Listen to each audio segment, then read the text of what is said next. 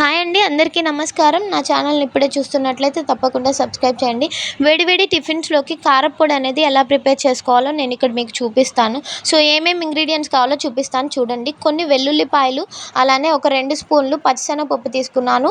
కొన్ని వేరుశనగ గుళ్ళు, కొద్దిగా జీలకర్ర, కొంచెం చింతపండు, ఎండుమిర్చి, అలానే ధనియాలు తీసుకున్నాను.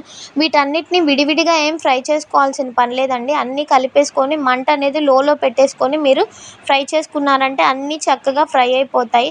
సో మీరు విడివిడిగా వేయించుకోవాలంటే హై ఫ్లేమ్ పెట్టుకోవచ్చు. బట్ నేను ఇక్కడ సిమ్లో పెట్టేసుకొని అన్నీ ఒకేసారి వేయించుకుంటున్నాను. ఇలా వేయించుకొని ఇక్కడ నేను ఎండుమిర్చికి తొడిమలు తీయలేదండి, కొద్దిగా కూడా ఆయిల్ వేయలేదు. ఎండుమిర్చికి తొడిమలు తీయలేదు అంటే ఫ్లేవర్ అనేది బాగుంటుంది. సో అన్నీ ఫ్రై అయిపోయినాక వాటిని తీసి పక్కన పెట్టేసుకోవచ్చు. సో ఇవి చల్లారిన తర్వాత ఈ ఎండుమిర్చికున్న తొడిమల్ని తీసేస్తున్నాను. ఇలా తీసేసుకొని పక్కన పెట్టేస్తున్నాను. ఇప్పుడు వీటిని మిక్సీ పట్టించుకుంటే ఈ విధంగా అవుతుంది. ఇందులో రుచికి సరిపడా ఉప్పు వేసేసుకొని మరోసారి గ్రైండ్ చేసుకున్నారంటే మనకి టిఫిన్స్లో కారప్పొడి అనేది రెడీ అయిపోతుంది.